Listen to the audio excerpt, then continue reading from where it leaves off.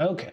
Well, I'm Brian. It's Friday. I'm if you can't tell, some of it's, because of the air conditioning or lack of in my house that we haven't turned on yet. It's only like 75. But a lot of it is actually anxiety and stress. I don't travel well. And I damn sure don't travel internationally, usually without family. So this is a new thing for me. I would not make it as a consultant, not a proper one that like travels all over the world. I couldn't do it. I don't know how people do it. So yeah, it's Friday. Just sitting here. It may not be a long stream, but I did promise people I may or may not be on. So I tried to go to the may or will part.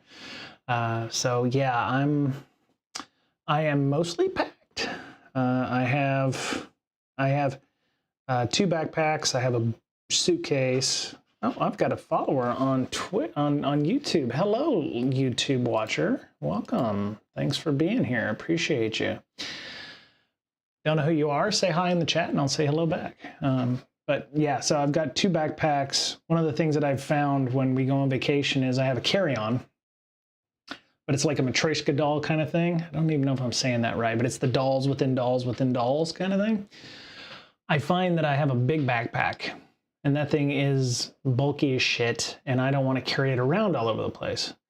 And so I pack a smaller backpack. As a matter of fact, it's the one, if you were at DerbyCon like 6 or 7, it's like the really small, like, shoulder backpack with like nylon, bits and whatever. And I find that it works well for, out and about, hiking, that kind of thing, where you don't want a really heavy, big, what the hell? Listen. So I've got this one, which it looks small, but it's not, right? So I have one that would actually folds up. It's a bit more versatile, allows me to reduce the amount of shit I got to carry because I've got a bunch of stuff in there. I've got 2 laptops. I've got tons of cords. I've got actually, I could probably sacrifice some weight if I didn't take my Surface like power block port replicator thing. I probably could shave off a few pounds by not taking that fat bastard. So maybe I'll do that. But yeah, so I'm going to Dublin. I'll be in or around the area of Fleet Street. Won't mention the hotel because world plus dog. I don't know how it's going to go. But if you're in the area of Dublin, on Fleet Street, around, I don't know, 9:30 or 10 o'clock Dublin time, which for me, if you notice the zombie looking motherfucker walking around Fleet Street, that'd be me, because I'm flying from San Diego to Dulles, which is Dulles, not Dallas, Dulles, which is in DC. That's supposed to be a 5-hour flight. And then I have an hour and 14 minutes, according to that. And then I'm flying from Washington, DC to Dublin via steerage, I think, I'll have, Rose and Jack there watching as hey, fix it. Went to Dublin in 2019. I liked it. Yeah, Walt, I've never been to Dublin. It's been on it's on my my bucket list. I'd love to actually go when I'm not going to be stuck in an office for 8 to 10 hours a day. So Sunday is about the only day I'm going to have to myself. Everything else is going to be work related. It's going to be happy hours with distinguished engineers or principal engineers or other workmates of mine. And so, yeah, I'm gonna walk around Dublin. I can't check into my hotel room until 4. So I've got about 8 hours I've got to kill. Oh, fix it. You are so lucky. Well, I say that because I really am enthralled with Ireland, Scotland, Northeast Europe, as my genetic profile says. Been to Edinburgh, short time in Edinburgh last year, 2 years ago. Really enjoyed that. It was a great city. I'm sure if you live there, it's a completely different thing. But yeah. So, gonna go walk around, go see the Molly Malone statue, gonna go see the river, gonna go, just walk around and get lost in Dublin, kind of like I did with Rome. So, actually, what's the weather gonna look like there? The last, the last I looked, it was supposed to be going to Scotland in August. Hey, kick ass, man. Dublin weather. I spelled weather wrong, but thank God Google knows what I'm talking about. Okay, so let me see. Dublin, Ireland, being the Republic of Ire. So Monday, 76, that's like 24, 25 C to non-US Americans.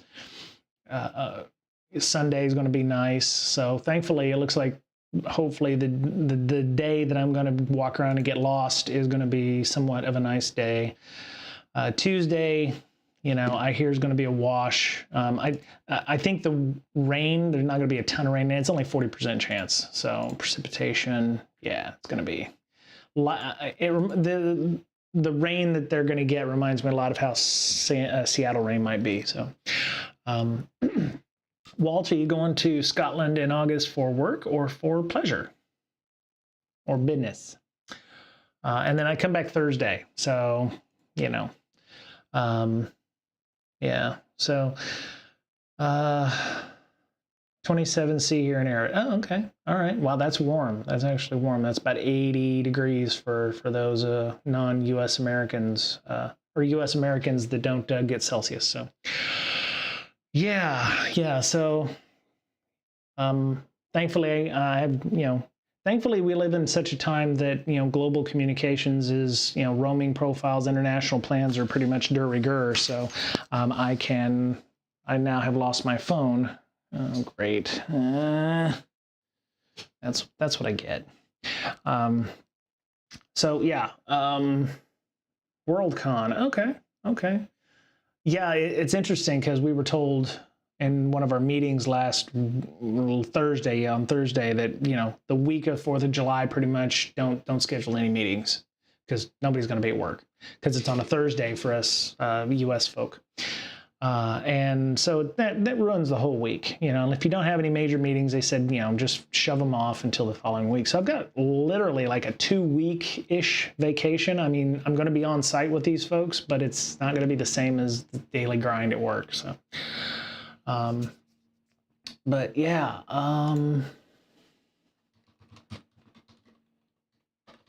also, so you see somebody walking around with 2 phones. That's me playing Pokemon Go. So, yeah. So, gonna be down in this area. I already know where the U.S. Embassy is because I know it's Ireland, but still, it's good to know where the U.S. Embassy is, which is right here at the end of Elgin Street. That's where the Embassy of the United States is. We get some really nice spots for.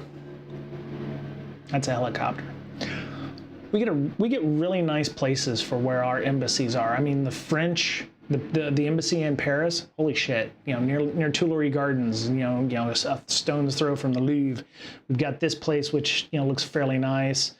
In Rome, it's right next to one of the nicest hotels and right down the street from where the Capuchin monks are. And the Embassy of Ukraine, there's another one. Turkey.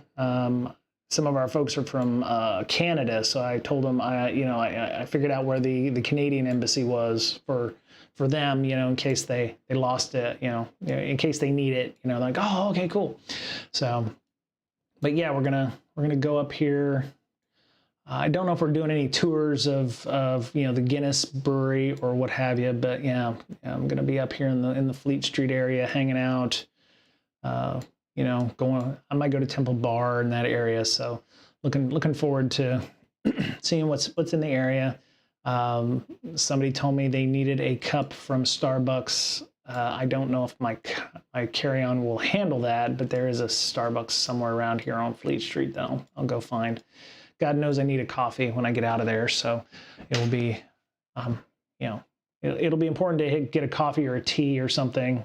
I know that iced tea is a weird thing for the folks, but I was okay. Yeah, no, box tea. Oh, okay.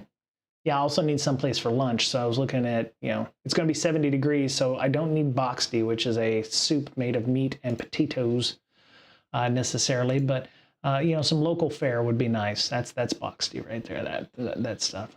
It's a little brown bread or whatever. I was looking for a fry up as well. I hear we're supposed to get some local cuisine, hopefully for our catered meals in. So that looks like a nice place. Gallagher's Boxty House. Hopefully they're open on Sundays. That's the other thing that I got to worry about or be concerned about is, are they open on Sundays? Let's see. Yes, they're open 10 a.m. to 10 p.m. Oh, sweet. Cool. By the time I get downtown to my hotel that's may or may not be in this area, most of the places will be open, so that'll be nice. Yeah. I'm super early, I know. Some of you are like, why is he on like almost an hour and a half early? I was like, I had also planned on doing something on my other project live, Peerless Gamer stuff, but I don't know yet. I'm still trying to pack. But here's Irish Whiskey Distillery. God damn it, get out of the way. Irish Whiskey Museum. Interactive displays. Glug glug glug. Yeah. These look nice. This looks nice. Okay. So my office where I will be at is about an kilometer, about a half a mile, 6/10 of a mile away from our hotel. So that's really nice. Oh, very cool. I don't do whiskey a lot, but it's kind of one of those things where when in Ireland do as the Irish do or what have you. So I may try to choke down a pint of Guinness or will try to enjoy something like that. So I'll be walking by that every day. I think our offices are somewhere in the area of St. Stephen's Green, in that area. So the Long Room at Trinity College is a neat place. The Long Room, Trinity College. Again, all of this is subject to, the library. Okay, 65 meters in length. Wow, okay. World's normally filled with 200, it's normally filled with 200,000 of library's oldest books and one of the most impressive libraries in the world. Okay, well, hopefully it's open. That would be cool if it was open. That might be something I can put on my list. There's a medieval harp on display, the Brian Boru harp, oldest of its kind in Ireland. I'm not going to compete with you.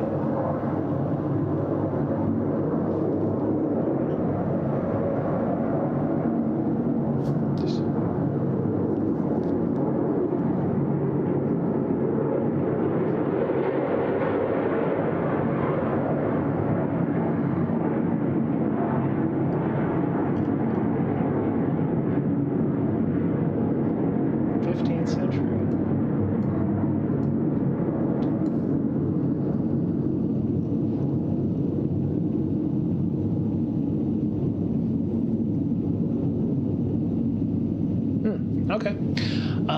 The other thing one of our people wanted to do was the broom bridge, which I had not heard of before. But it was one of those things where they were like, oh yeah, anybody who understands computer science would want to go to the broom bridge, and I was like, oh cool. It's a bit of a hike from where they were expecting us to stay down on the other side. So. So the bridge is up here, and we'll be staying somewhere down in this area of Temple Bar. The bridge apparently has something to do with math. It's all math. I'm listening while watching a Minecraft movie with kids, so not much chat. It's okay, fix it. I'm just kind of stream of consciousness right now myself. I did not know what quaternons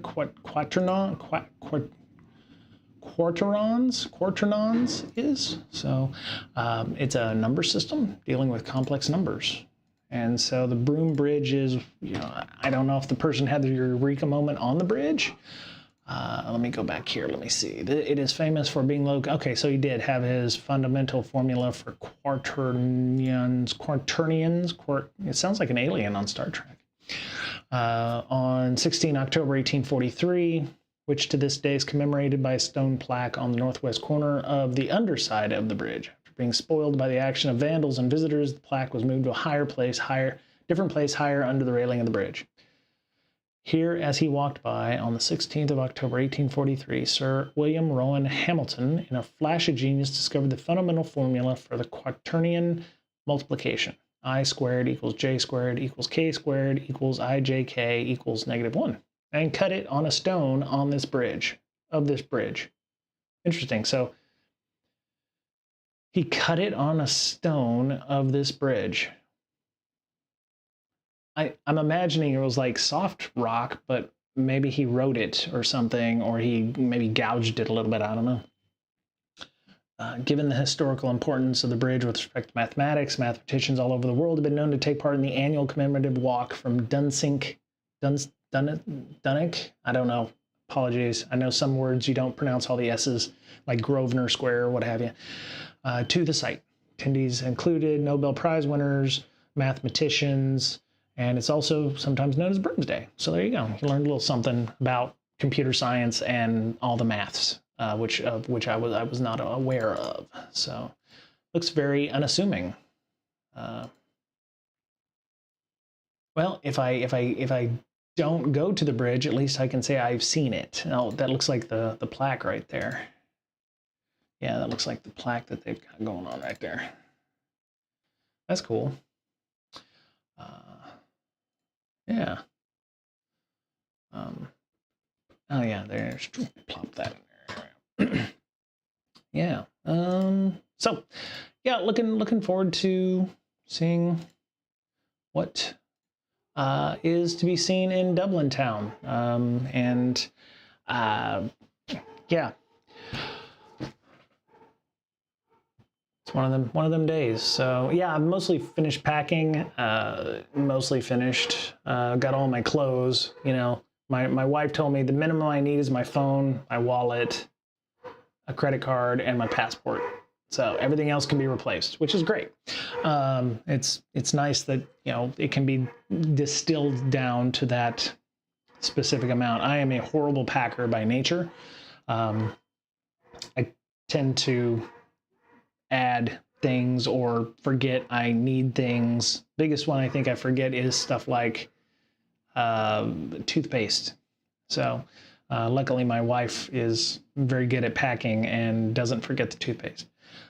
And so yeah, that's one of the fun deals with me packing. I'm sure if I, you know, got better at it, then I wouldn't have to worry about all of that. But it is what it is. Yeah, and it's like +8 right now, so yeah, it's, you know, little past 10, I think, in Dublin. So I've already put my out of office, and hey, you know, if you try to contact me in the U.S., my response will be delayed and whatever. So yeah. It was interesting. So I checked in on the app and they wanted my passport information. So I had to take a photo of that. And I don't know why, but they always forget your TSA pre, which for me is very helpful for San Diego to be able to get through the lines for that. And yeah, I've, you know, like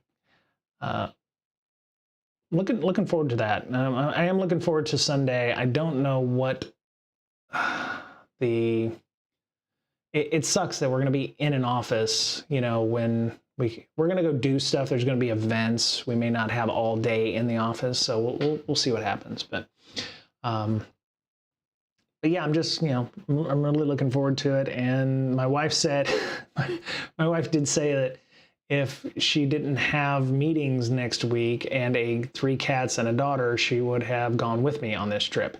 And I was like, yeah, we could definitely do that. Maybe at some point in the future, you know, we'll be able to leave my daughter here who can take care of our cats for us. So, but yeah, it's, you know, it's interesting. So I actually do have a topic for security stuff. I know we talked about threat modeling and unrealistic threat models, or threat models that when we talk about threat modeling for security people, we always think of, we don't always think of the user experience or how the device is going to be used, or we come up with ideas on, risks that or threats that may not necessarily be risks or threats.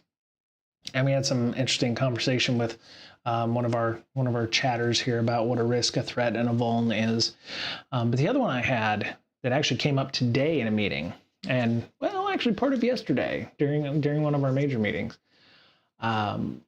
We have the idea is, so we have a lot of different business units, a lot of different business lines, and if you work for a big company, you will understand this. There is some teams are doing things in a certain way, or they have a timeline or a certain way of addressing things in a certain amount of time.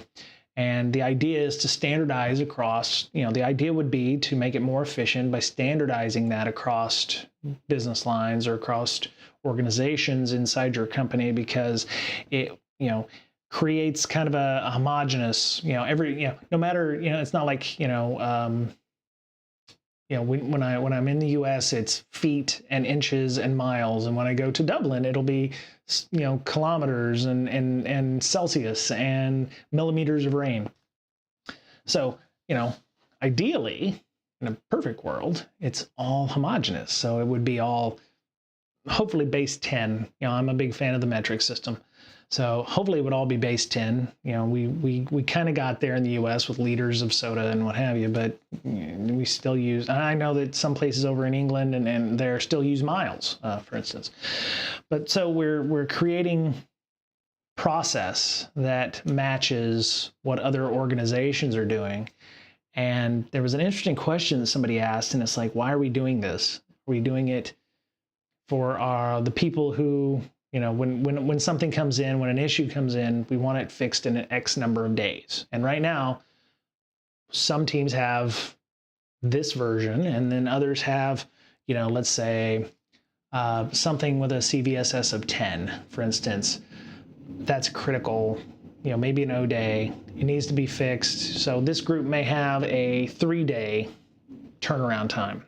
This team may have a 5-day turnaround.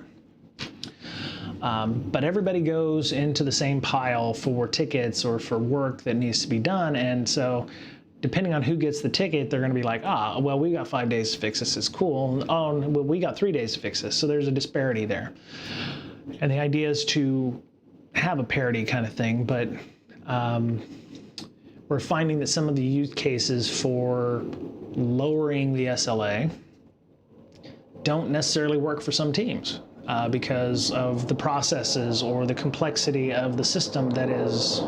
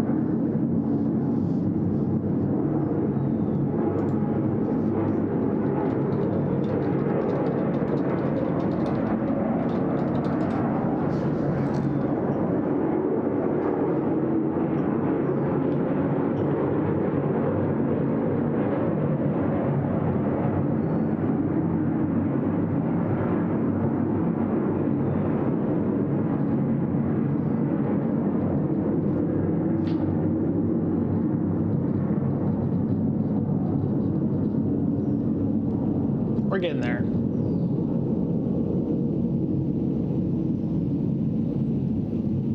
I always assume that the pilots need flight time, so set a device to use Aussie voice now. Now and that's for the time. I get it in degrees Celsius.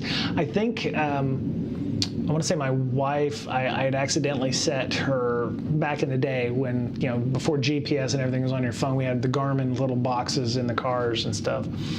And I changed it to Australian because I was like, yeah, okay. And yeah, it came in kilometers. And to your point, Walt, it came in Celsius and kilometers. And I was like, why is setting the voice change the miles to kilometers and inches and whatever? You would think, yeah, maybe I just want a different voice. Maybe I want somebody who sounds Jamaican, or maybe I want Samuel L. Jackson. Is Samuel L. Jackson going to be like, Celsius, motherfucker, that kind of thing. I don't know.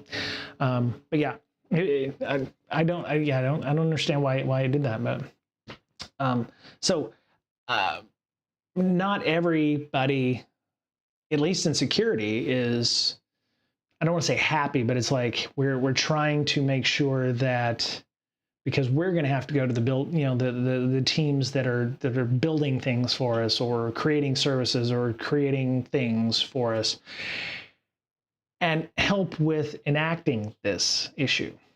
It is the computer being smart. Oh, sure, yeah, I could, if it's making that inference that I'm not the person they made that for. So yeah, if you want an Australian accent, you may be Australian yourself, so you would also think along those lines. Yeah. But anyway, so from the security point of view, some of us are taking the pragmatic approach of, we're going to have to be the ones who are the bad guys to say, hey, you need to go fix this immediately. This is the new timeline to address this issue, and sometimes it takes 5 days just to figure out the solution, let alone what is needed to address the problem. I feel like I need to go get my phone. I'll be right back. Actually, well, I'm not going to be right back. The lab will go with me, so I will have my phone somewhere. Nope, there it is. I hear the, okay, cool. All right. Sorry about that. All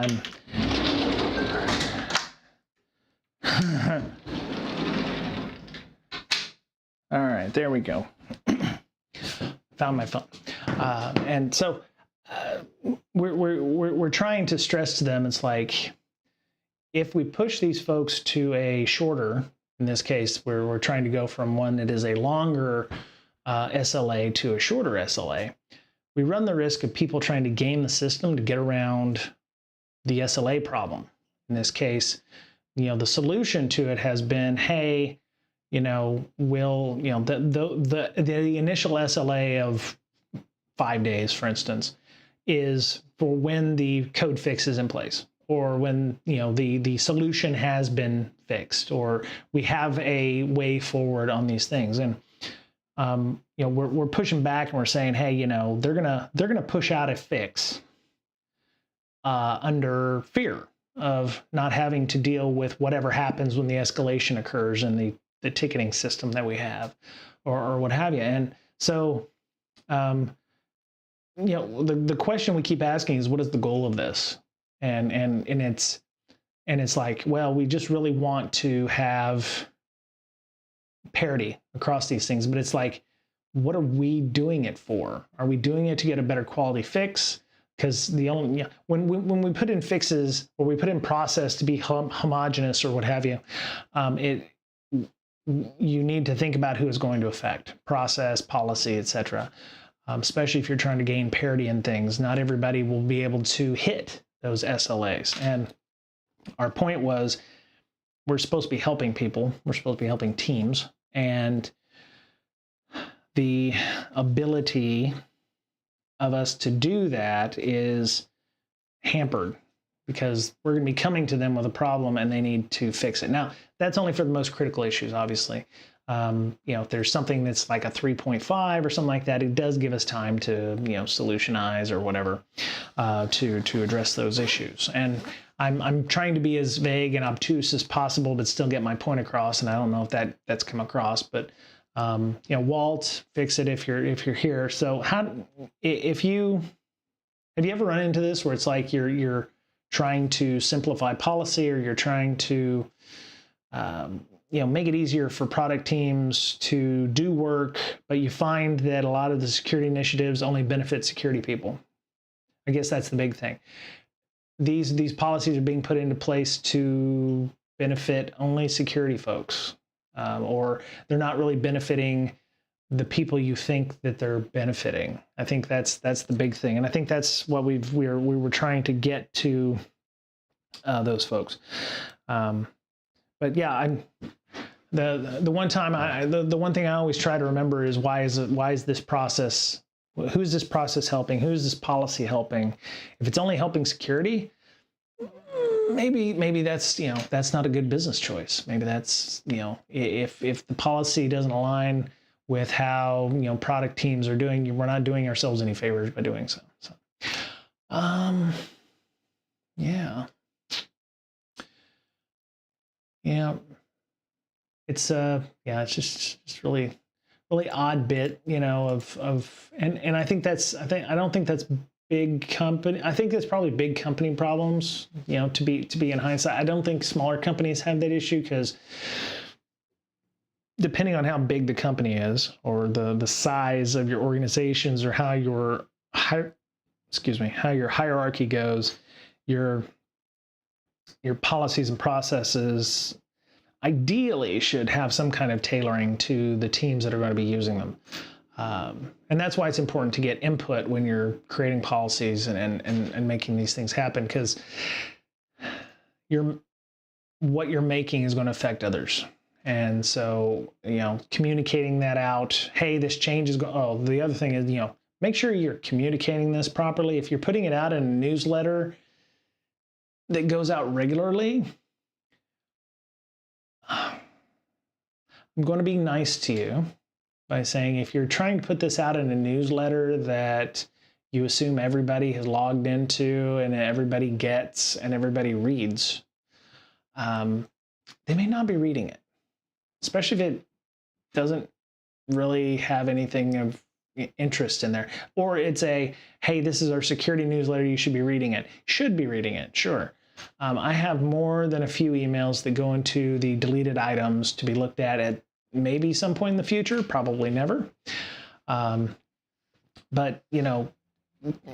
sometimes you need to have more than one way of communicating a major change, especially if it's having to do with how people work, or how stakeholders will, if stakeholders may not be happy with that. And I think that's a pragmatic approach. Is this going to make people happy? I think that's important. And maybe you don't care. Maybe the business doesn't care. And maybe that's a problem too. If you're making a change, and who's it going to affect? Are they going to be happy about this? Rarely is a policy change going to make anybody happy if it has to do with SLAs, or you must do this according to this. And maybe you ask the question, why are we going to this copy of the policy? Or why is it we need a 5-day policy? Why, is it because of an outdated standard? Maybe it's a compliance standard. Maybe we're going to a 5-day critical issuance fix policy because of some kind of compliance, or some kind of self-imposed punishment of some sort. Maybe we had a problem in the past where we needed the 5 days. Maybe we don't need it anymore. Maybe we can get away with a 7-day thing. Maybe certain systems need that 5-day because they're a PR problem, or their legal is on them, or something like that. So it's helpful to understand why we had the original policy, and why we are changing it, or why we are making people move into that. And especially if you've got companies that are maybe new, maybe you've acquired some companies and they're like, oh yeah, we've got a great policy over here. We do 14 days for critical. They're like, yeah, we do 3. And it's like, ugh. So you've effectively required them to go 4 times faster, to 4 or 5-ish times faster to fix a problem than before. Can they handle that? Along with all the other stuff. Because every time you take away time, now they're having to do additional hurdles or additional effort to get that out. It may not be possible for them to get it done in 3 days. So one thing that I like to do when I'm working with teams, I'm like, hey, here's a problem. Are you going to be able to get it done in 30 days? And I ask that question. I'm like, there's no wrong answer here. If you can, great. If you can't, then I need to borrow your senior product manager and your TPM, who's going to be your technical PM, who's going to be on this. We need to draft up some messaging, and then, do what we need to do to notify people saying, hey, we have a deadline, we have a path to green, whatever that is, and it's going to take us 45 days to get it done, or we're in the middle of a sprint already. all of our story points are taken up, plus whatever carryover from last sprint. We're not going to get to it until end of June, right? When we start planning for the next sprint or whatever. So having that messaging where then you can go, okay, go to your leadership. I'll go to my security leadership. We'll have a little confab. And if we find a lesson in thinking, Chesterton's fence is a principle that reminds us to look before we leap, to understand before we act. It's a cautionary reminder why something is the way it is before meddling in change. Oh, well done, Walt. Do not remove a fence until you know why it was put up in the first place. Yes, because that's how the T-Rex gets out. No, wait, that's not it. That's it. Was it the Raptors? That's how the Raptors get out, I think, in Jurassic Park. Yeah. The lesson of Chesterton's fence is what already exists, likely serves purposes that are not immediately obvious. Fences don't appear by accident. They're built by people who planned them and had a reason to believe they would benefit someone. Before we take an axe to the fence, we must understand the reason behind its existence. Yeah. Seriously.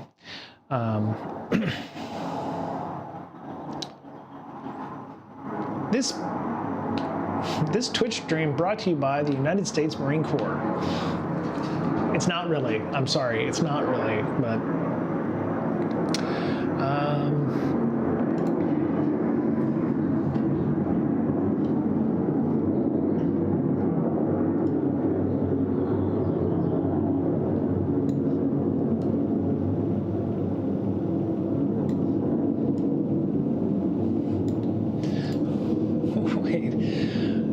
gray-clad monk who is the spirit of the Middle Ages is approached upon the matter and begins to say in the arid manner of the schoolman, let us first of all consider, my brethren, the value of light. If light be in itself good, at this point he's excusably knocked down.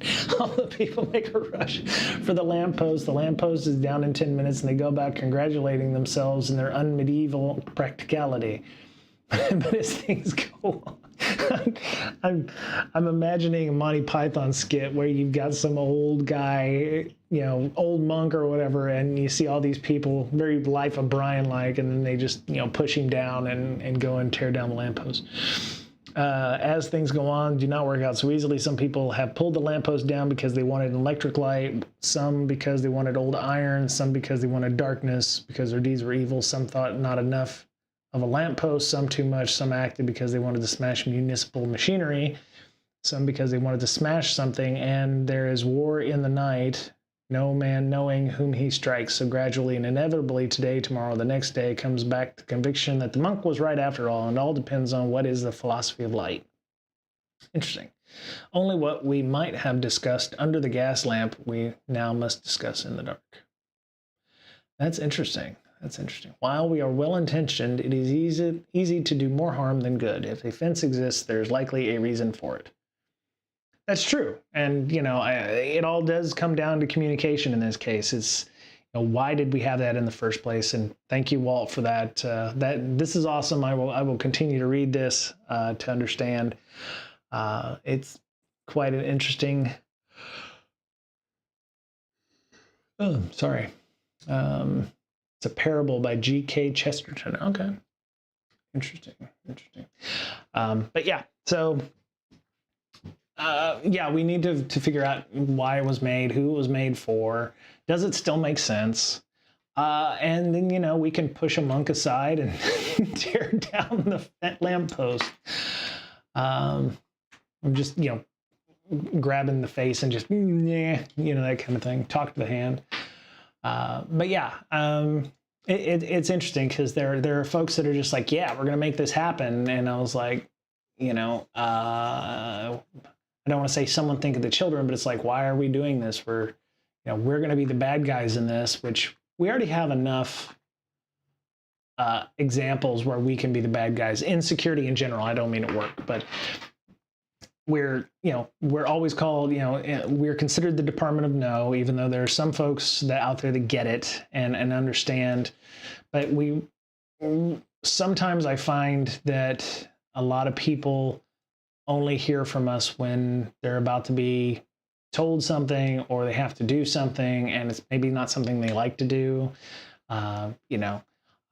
It was the same reason why I always brought donuts in sometimes for our tech security people, or not tech security, tech support people, because they would often be the brunt of security's issues. Now, I'm not saying, make them, ruin their diets or, give them diabetes or whatever, but, just do something nice for them. Do something that is out of the ordinary. Go say hi. Say hello, make some connections that aren't, hey, I'm here to talk to you about some other checklist, or, why didn't you do this thing, or what have you.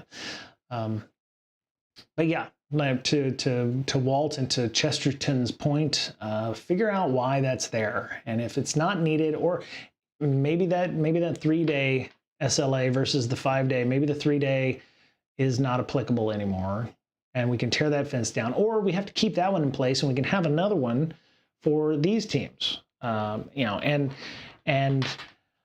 think somebody else said something about creating security based on our tooling. I think, or it's like, we can't, we built this machine, we built this city on rock and roll. We built this system, and it's locked into a certain process or a way of doing things that doesn't make sense, but now we have to carve our policies and processes and procedures around this tool. And that's a problem too, right? How many people have things like Salesforce or SAP, and it's like, oh, great, now we have to change our processes and tooling and everything, or our processes and procedures and everything, because the processes and procedures to do things inside of SAP or Oracle or, some big fancy tool like Workday doesn't work with our system. Maybe you have 3 people who are doing something over here, but in the new tool, those 3 people can't do those jobs because of the way roles or things are set up. So instead of trying to change the tool to match the process, we change the process to match the tool. And I think that's another problem that I think, not just in security, but I think holistically, we think, wow, we paid $1.5 million for this fancy tool. We need to make it work for us, but in the, we end up making ourselves work for the tool. So, but yeah, very cool. Very cool.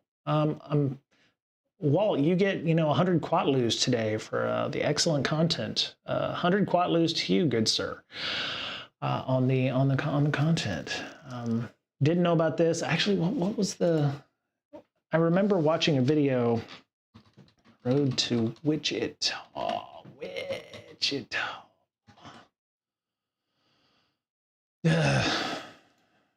Not Wichita. It's not Wichita. It's Wichita. And it's yeah, no problem, Walt. Story about going along with something even if you don't want to.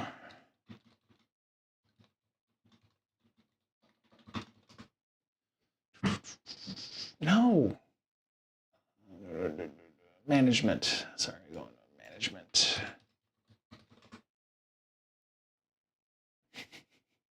God damn, I had this link. So the Road to Wichita was a video that I used to watch where, and maybe there's a concept for it if Walt or anybody knows.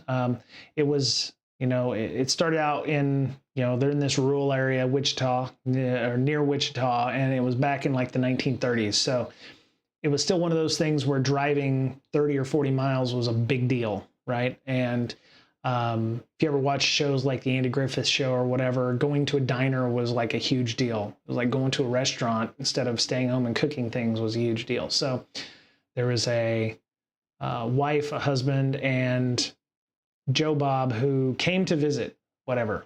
And the husband or the wife, whichever one, doesn't matter, suggested they go into Wichita for dinner. just to, just to do something, right? And the story goes, they all ended up, agreeing to go into Wichita to go to a diner. It wasn't a very good diner in hindsight. Nobody was, the food was okay. It was kind of mediocre, and everyone drove home. And then at some point, somebody says that, hey, there's Lady P. Hey. I'm sorry, Lady P. I started the stream being super like wigged out and stressed, and I apologize for that. And you defeated our monster. Let me go. Oh, Lady P's the new monster. Why is she the new monster? I don't get that. Maybe. Okay. Well, somebody's got to defeat Lady P and take over the reins of the boss level up there. So she's the new boss. So you can go hit that hit that green thing, the 1100, and make it shrink by bits, cheers, subscriptions, etc. Undefeatable. Yeah, I have a feeling you're gonna be undefeated for a while there, Lady P. But anyway, so to finish the story, they went home after going to the diner in Wichita, which it took them a good hour and a half in their Model T, and driving back was another hour and a half. And at some point, somebody says, I really didn't want to go in to Wichita. And somebody else was like, well, I didn't really want to go either. And then, the original person said, well, I only suggested it because I thought that might be something nice for you to do. And I didn't really want to go either.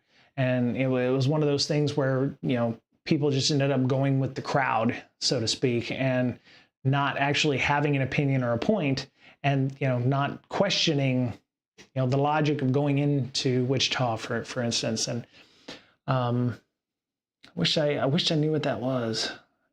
Of course, none of these answers are correct. This is all about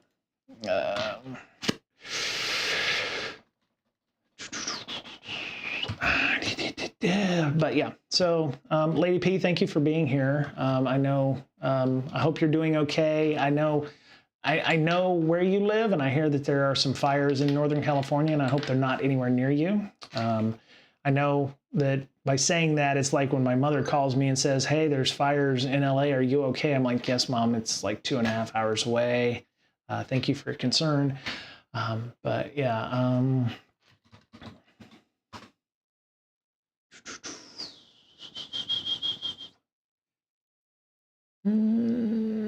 Yeah. So, but yeah, so glad you're here. Oh, so you're at least in the way of the smoke that's going on in the area. So, that's unfortunate. I'm glad you're able to get your HEPA filters on, and I know you have a fairly decent air filtering system with masks and all that. So hope your doggies are okay as well. But yeah, so I was just telling everybody I'm shipping up to Dublin tomorrow. I'll be taking my flight out, so we will be able to,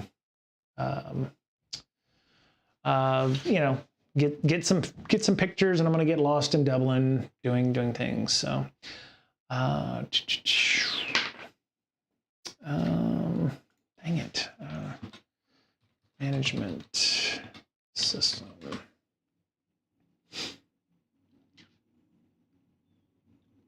It sucks because I remember watching it. I don't know if it was I think I may have watched it in high school. That's how old this video was. It wasn't from the 1920s, obviously, but it was like an example of that. It's very similar to the ones where you watch it and you're like, everybody's like, keep track of how many times they pass the ball. And, you're watching the video, and if you've seen it once and they give it to you again, then you realize what the joke is. But you're watching everybody pass the ball, and you don't see the Muppet or the guy in the furry suit walking like right in the middle of everything, because you're so focused on the ball passing, trying to count how many times the ball got passed. So, but it's just one of those discussions about going with the flow, or trying to have an opinion of your own, or what have you.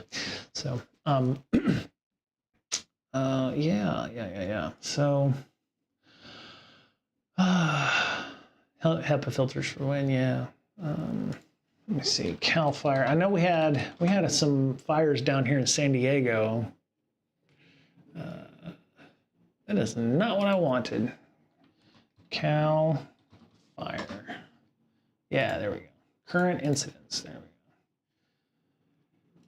we go. Yeah, so fire season has started in California. Yeah, a lot of stuff going on in this area. So you've got, so that shows you where the planes are right now. Yeah, there's a couple of decent sized fires in the Point Fire, Sites Fire. I think that's the biggest one that is open right now. The Double Fire. So yeah, it looks like they've got spotter planes and stuff flying around looking at the different fires that are going on. There's one in Stockton, the Arrow Fire. Sequoia National Forest has the Side Fire, only 100 acres burned there, but no containment. And then, of course, there's fires out in Riverside. That is interesting because we are supposed to be... So the reason I'm flying home on Thursday instead of staying the rest of the week is we're supposed to be up in the Corona area for an event on Saturday. But there's fires in and around the area, so I don't know. What's that? Is that another fire? What's going on there? So that will be interesting to see what is going on for the fires in a week. But yeah, we had a small brush fire in the San Diego area near Tierra Santa in that area. So oh yeah, so there was a brush fire over here a couple days ago. I'm somewhere in this area of Miramar Marine Corps Air Station, so just to narrow it down for you, I live somewhere in this area. But yeah, I remember when CAL FIRE didn't exist, but yeah, when we lived here, we lived out in Poway, and this whole area that called Scripps Ranch, this area. The reason it's, it got burned in 2003 and 2007, and it was pretty shitty. I mean, several $100 million worth of homes in the area were destroyed because poor management of resources and what have you. But it's gotten better. But, it's one of the reasons I wanted solar for our house with battery was because, and I also told my wife I did not want to live here in this area again because I did not want to have to deal with the potential. I still remember 2003 and 2007 with the fires and stuff, and I do not want to live in the East County area. It's about 10 degrees warmer here than it is where we're at right now, but it's, yeah, there's just a lot of fires and a lot of elevation change, and yeah, would burn off the face of the map here. So, but anywho, thankfully, no fatalities yet for all the fires in the area. So, if you are in the California area, stay safe. Hopefully you still got some masks left over from the pandemic, and the air quality is probably going to look like shit, especially in NorCal here for the next few days. So, anyway,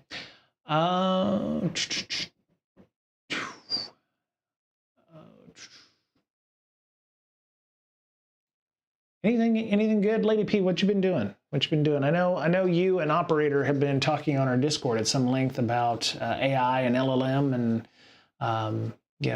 that kind of stuff. I find the conversations interesting because I know very little about what y'all are talking about. So I'm glad that there are smarter people than me in there that could potentially answer any questions from folks about what y'all are talking about with model sizes and such. Sleeping a lot, that makes sense. I hope you have fully recovered. I know you were out for a little while, so I hope you're mostly over that, or your recuperation is a bitch. So,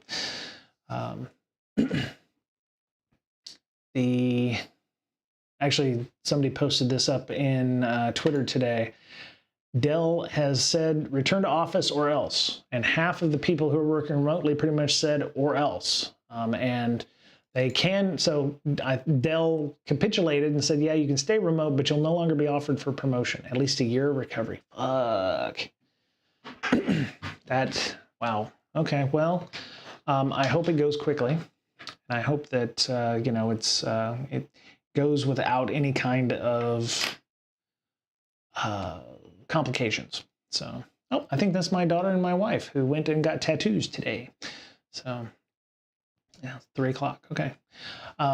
It's interesting. So Dell is based out of Austin, Texas.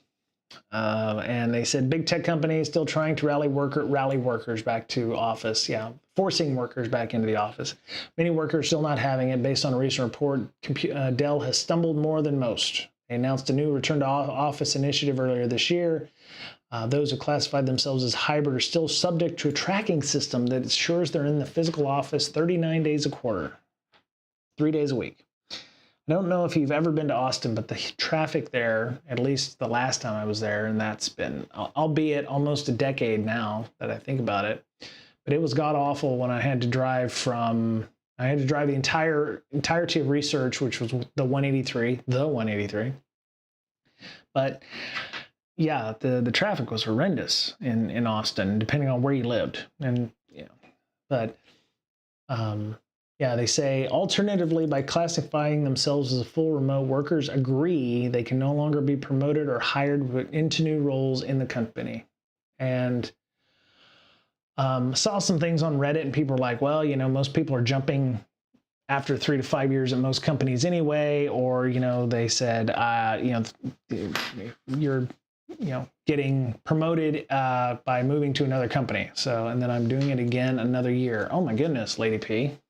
You're a better person than I am. I don't know if I could stand having almost a 2-year recovery cycle for that. That's nuts. That is, but it's not, it's not nuts. That takes a lot of fortitude. So I appreciate you going through that. I don't think I could do that. I don't think I could be, it would take a lot for me. So, Business Insider, okay, so I don't know about Business Insider. The BI website's kind of garbage. Has seen internal Dell tracking. The reveals 50% of the workforce opted to accept consequences of staying remote. My guess is those 50% are also, they don't care, and they know that they're going to be jumping ship to a better job in a couple years anyway. So they said undermining Dell's plan to offshore it or restore its in-office culture. I don't think you can.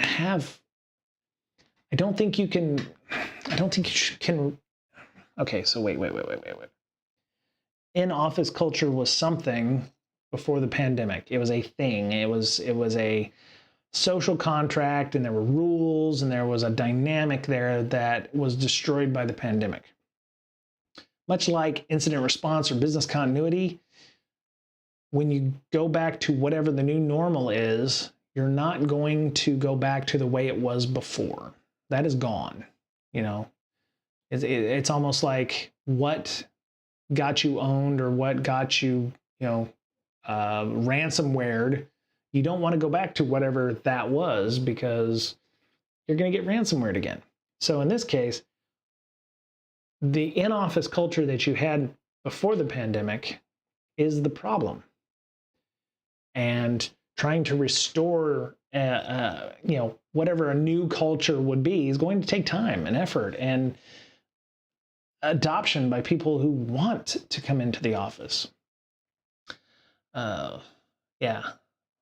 So BI spoke with a dozen Dell employees to hear their stories. A whole dozen in Dell employees.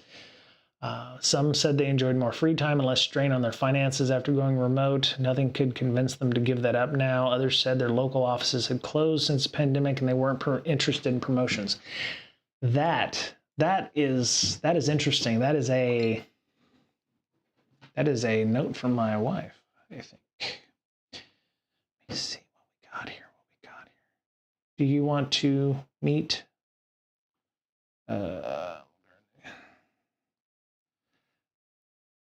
How long until you get there?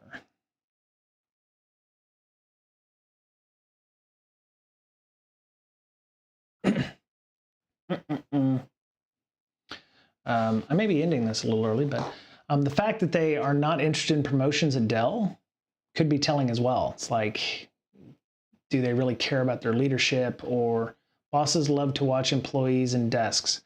Yeah, I don't know. I've been to the Dell headquarters there in Austin. There's not a lot around the area. You know, for other companies like the Googles or the Apples or the Microsofts, there's stuff in the area that they try to use as, hey, you're helping to prop up local business, or some people say that they're sitting on $1 trillion worth of real estate that is going unused. Okay.